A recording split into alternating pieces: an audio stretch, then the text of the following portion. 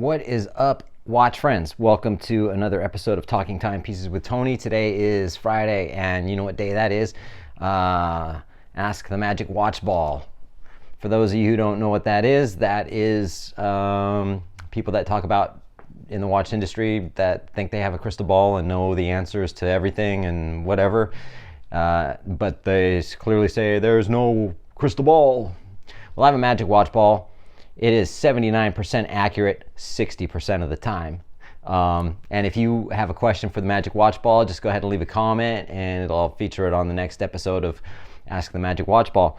I have almost no questions this week, but I have a lot to talk about. So having said that, just before I roll the intro, I just want to give a shout out to my little sister, who's regularly a viewer of my channel, also knows more about Omega watches than any Omega person I know. She had to put her little doggy to sleep today, and she's heartbroken, and I'm heartbroken because she's heartbroken. So I just want to send a lot of love out to my little sister, and everything's going to be okay. So, all right. Other than that, also I want to talk about, remember these coins I was talking about? Great bottle openers and Rolex coins. You got the Hulk, you've got the GMT. These are no longer available due to the fact that Rolex sent a cease and desist letter to the manufacturer of these coins. However, I'm not going to give it, Overwatch _1905 on Instagram. Maybe he has a Hulk left for you, I don't know. But if not, these are collector's items. So if you got one of these, awesome, congratulations. If you don't have one, you kind of missed out. So these are now going way above retail on the secondary market. Just kidding. You can also follow me on Instagram as well. I'm at Talking Timepieces with Tony. Don't usually promote that. So let's roll the intro and we will talk about what's going on today. All right.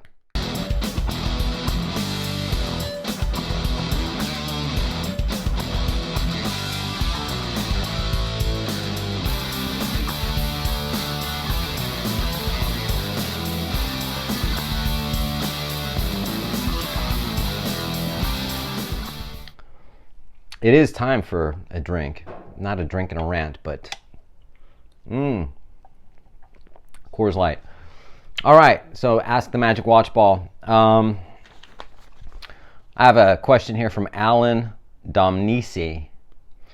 Alan Domnisi. Great video. What Rolex models do you believe will be discontinued before Watches and Wonders? Oh man, I'm looking forward to Watches and Wonders. I can't wait to see what goes on. I used to love loving Basel World, man. I always wanted to go there, never did. What Rolex models will be discontinued, Watch Ball?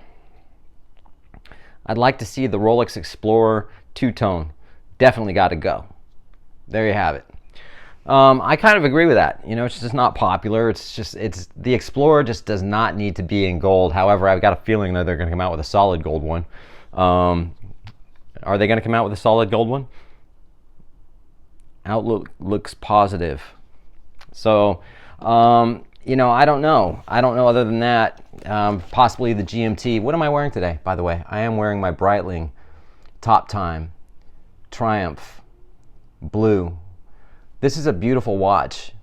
If this was a Patek, this thing would be like, which it's not, obviously. I know that, so I don't need to get heat for it. I'm just saying it's a beautiful watch. Anyway, never mind.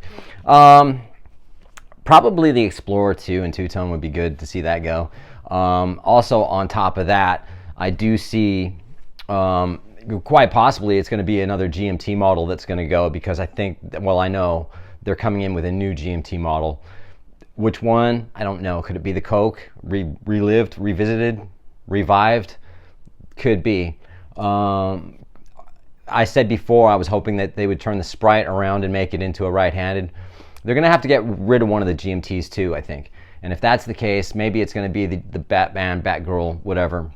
Also, just for all the people that are speculating on Rolex, what they're coming out with, there's almost every watch channel that does anything with Rolex has been looking at these renders that have been online about. They think I think these are real. These are like, well, I'm looking at it and I'm overanalyzing it, and they're getting out their microscopes, doing all the things that you're doing and going, I don't believe that this actual photo is a real photo, but I think this one is, but it's the same guy. So dude, if this one's fake, all of them are fake. I don't believe any of those renders are real. Now, if I'm wrong, then I'm wrong. Fair enough. But I don't believe they're real. I think everyone's looking way too deep into that because I think Rolex are going to do what they typically do, something that we really don't know. I do think they're coming out with a new Cellini. If you've seen that little clip it of 20-second video they did, looks like there's a coin edge bezel, gold coin edge bezel with a onion-styled crown. I think that's definitely going to be on a Cellini. But anyway, having said that, was that enough? I'm talking fast. I'm trying to get through it. I know this is going to be a long video. Ned Flanders. What's up, Ned? Ask the watch ball if I need one of the new Breitling Premier 42 millimeters. Say in that gorgeous blue dial. I want one. That's not the question. I know what your question is, man. Do you need one? Does he need a Breitling? The Breitling Premier 42 millimeter? Nobody needs a watch. Watches are actually kind of useless. You can use your phone. You have a smartwatch, your tablet. Everything tells the time. You don't need a watch. There you go. You don't need one. If you get my 2 cents worth, which I will give you, yes, dude, you need one. If you want one, I know you want one, then you need one. Want equals need. All right? Go out and get it. Delicious. Rolex sending a cease and desist letter. Really? They got nothing better to do. It's all good. This one's not even a question. This is from viewer Jeff that's just so stoked. This is basically, Tony, I got the call! Exclamation points all over. OP41 in my desired silver dial. That's a silver dial with the gold hands, gold crown, gold indices, you know. I'm so excited to get it tomorrow, which was now last week sometime. So I hope you really enjoy it. First went into the AD about 5 or 6 months ago. I didn't even own a mechanical watch at that point. Really, that's pretty sick. Over the next few months, I made 3 in-person visits. I never once called or emailed them as I find those methods to be non-personal. I've never bought anything from them either.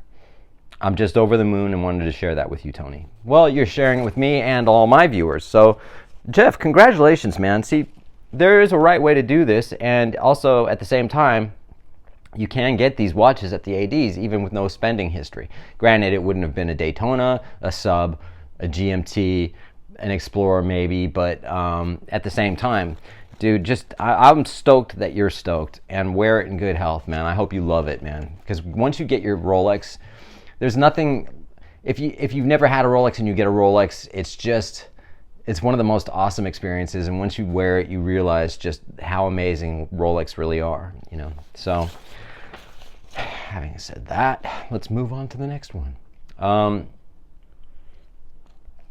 This is from my little sister. Again, sorry to hear about Doggy. Sam is the dog's name. How does a watch become iconic? Okay, let's ask the watch. How does a watch become iconic? There's a long answer to this, so just bear with me on this. Okay, watch ball. How does a watch become iconic? It doesn't start with a watch, it starts with the brand. Within that brand, there could be one or more iconic pieces within that brand. So, for instance, you can take a brand like Cartier. They have at least two watches within that brand that are iconic, which would be the Santos or the Tank. And the Santos being, what's his name? Santos Dumont. Anyway, with being the first flight. The Tank is more iconic in a sense that because of the history that the watch has, the celebrities that wear that watch, you know, Muhammad Ali, Princess Diana, who was that artist, the famous one who would take pictures of a Campbell's soup can. I can't remember his name right now. Oh, shit, I suck. But it also has to do with what has that watch contributed to watchmaking. It could be, for instance, like if you take Breguet watches, they're an iconic brand. They deserve to be as part of the Holy Trinity. Is there an iconic watch within that brand? The brand is iconic, but is there one specific watch? Is there one watch you can name and tell me that's iconic within Breguet without Googling it or whatever, knowing that, oh my God, that's a whatever. Abraham Louis Breguet invented the tourbillon. Actually, he stole it from a friend of his, but his friend died before it all came to fruition. So Abraham is credited for creating the tourbillon. Also, the Breguet style hands, Breguet numerals, Breguet overall. They're an iconic brand. But is there a watch within that brand that's iconic? Can't really think of one. There's the classic series or classique, and then of course they've got various different models. So I would say like Breguet. Let's go to even Movado, for instance. They're like a shitty sort of,